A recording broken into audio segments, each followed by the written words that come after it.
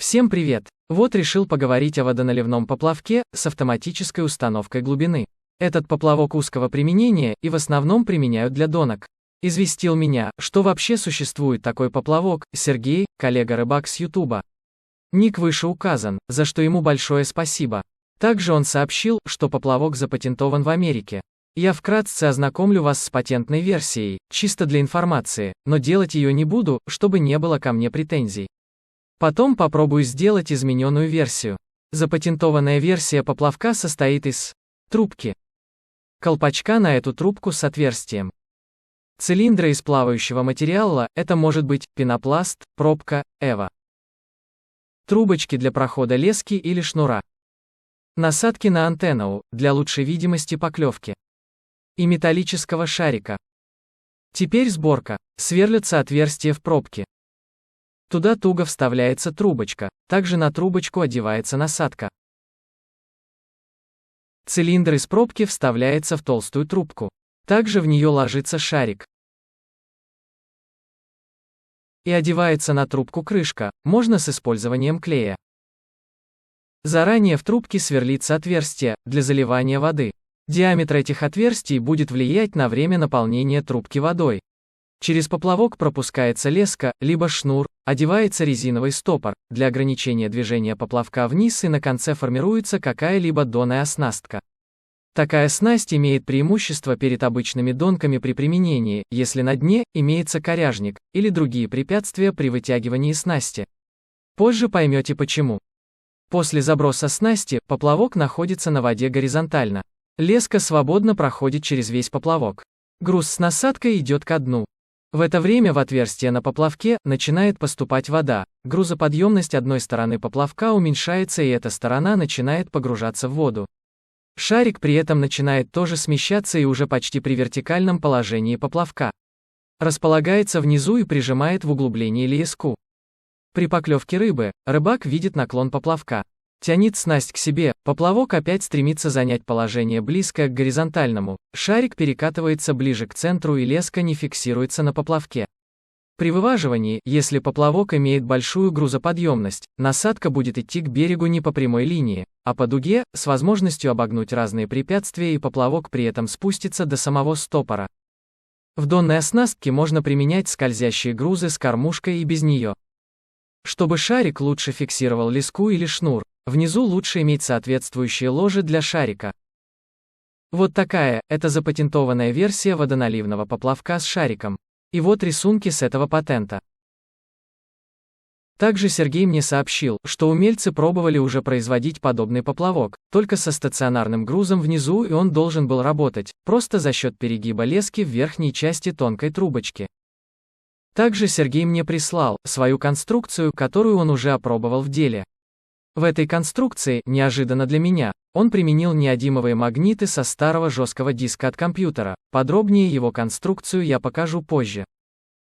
Теперь я покажу пару своих вариантов, которые я сделал их 20-кубовых шприцов. Первый вариант. Беру шприц. Он, конечно, коротковат, но попробую. В качестве деталей пригодится все, что есть в его конструкции. Для зажима лески собираюсь использовать стыковочные части и хочу расположить их вот так. Зелененький колпачок, который был с иголкой, вмонтировать в сам шприц, а отросток с конца шприца перенести на подвижную часть. Первое. Переношу отросток со шприца на подвижную часть. Отрезаю отросток, зеленый колпачок и укорачиваю подвижную часть. Срезаю с подвижной части выступ. Сверлю сначала тонким сверлом, потом толще. Делаю надрезы для прохода воды. Сажу на клей зеленый колпачок, тут он будет как держатель отростка со шприца.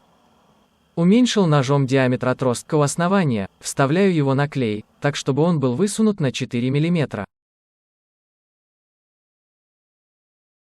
Забиваю в кончик мягкую бумагу и пропитываю ее суперклеем. После высыхания клея, обрабатываю кончик надфилем, убираю выступы.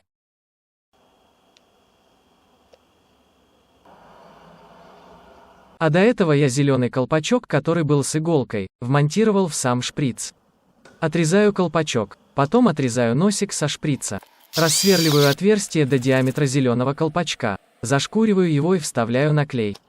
Снаружи тоже фиксирую колпачок клеем. Беру груз 8 грамм, перекусываю его пополам.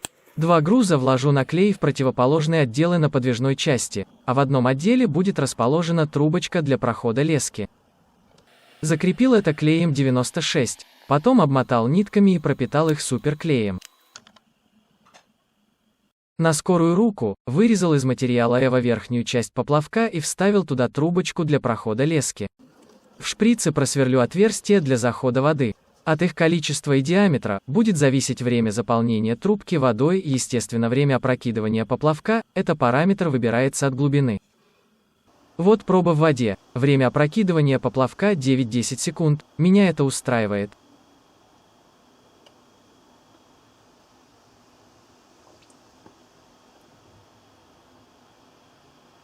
Леска 0,3 мм, она фиксируется в поплавке и поплавок готов к поклевке.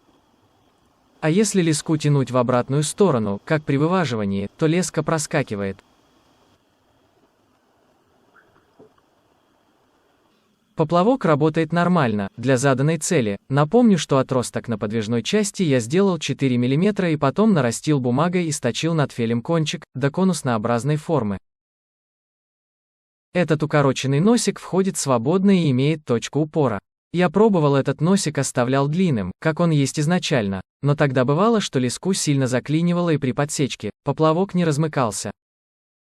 Делаю второй поплавок с неодимовым магнитом, опять же это по наводке Сергея, сам бы я, наверное, до этого не додумался.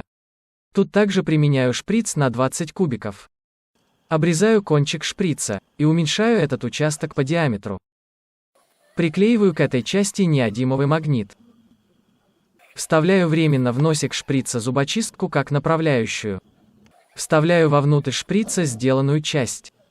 Склеиваю суперклеем 2 гайки М8, общий их вес 9 грамм, стачиваю над фелем внутренние острые части этой конструкции и покрываю это все суперклеем от образования ржавчины. Отрезаю подвижную часть. Сформировал место для приклеивания гаек. Приклеиваю. Также фиксирую гайки клеем снаружи. Гайки хорошо примагничиваются к магниту через прокладку.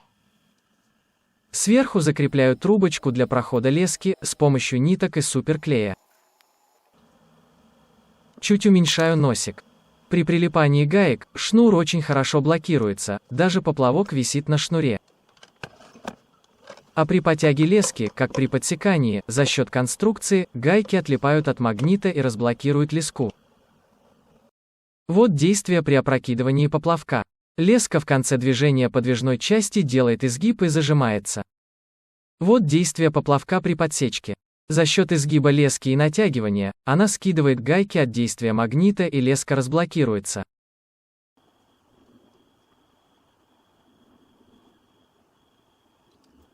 Вот надежное крепление шнура при сработке поплавка. И при имитации поклевки тоже надежное удержание лески в месте зажима. А при подсечке четкая разблокировка подвижной части. В дальнейшем я увеличил длину трубки, соединив 2 шприца вместе, просверлив отверстие, стянув 2 части и пропитав нить клеем. Это было сделано для того, чтобы груз находился при падении на воду примерно посредине, и поплавок первоначально до заполнения водой находился горизонтально, а не наклонившись уже заранее. На этот факт и Сергей обращал мое внимание. В конструкции с магнитом я еще удлинил носик шприца, чтобы гайки дальше откидывались от магнитов, по ранее указанной причине, и второе, чтобы магнитное поле уже совсем не могло воздействовать на гайки, чтобы не было ложных примагничиваний. Вот на рыбалке. Время сработки поплавка около 10-15 секунд. При этом в корпусе шприца просверлены 4 отверстия сверлом 2 мм.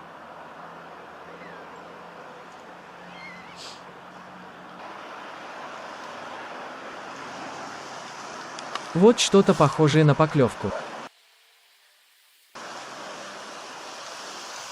Пробы этих конструкций на нескольких рыбалках показали. В смысловом плане они работали, но бывали и нарекания примерно в 30% забросов. Первое. Груз снасти вылетал вперед от поплавка, а не летел с ним вместе.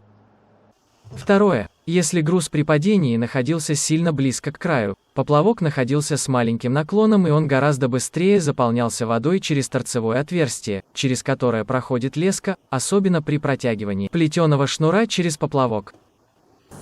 Третье. При рыбалках с похолоданием, когда вода стала температурой 12-13 градусов и стала плотнее, этих отверстий для заполнения водой стало уже недостаточно, и поплавок просто лежал на воде и не заполнялся.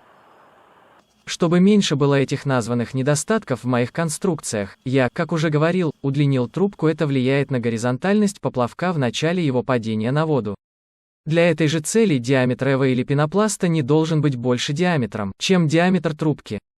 Уменьшил груз на снасти до 16 грамм, это влияло на совместный полет снасти и поплавка. Увеличил груз в поплавке до 12 грамм, это у меня чуть улучшило стабильность времени наполнения поплавка водой, а при грузе около 6-7 грамм, поплавок как бы просто лежал на воде и нестабильно заполнялся. Теперь подробнее о конструкции Сергея, в которой он применил неодимовые магниты со старого жесткого диска от компьютера. По его словам, на его рыбалках, эта конструкция вела себя нормально. У него тонкая трубочка, для прохода лески, проходит через весь поплавок и скреплена основанием с крышкой. В трубочке сделана прорезь для лески, в дно крышки вклеены неодимовые магниты. Поверх магнитов находится пластиковая прокладка, ее толщиной регулируется степень притягивания магнитов. На тонкую трубочку заранее одеты два склеенных болта М8, общим весом 9 грамм. Леска или шнур проходит вот таким образом. При наполнении поплавка водой и наклоне к вертикальному положению, гайки под своим весом начинают смещаться вниз и в конце гайки прижимаются к прокладке под действием магнитного поля, зажимая тем самым леску. Леска также еще фиксируется за счет перегиба в трубке. А при подсечке, хитрая конструкция позволяет заставить гайки оторваться от прилипания и стать в исходное положение, и леска опять имеет свободный ход.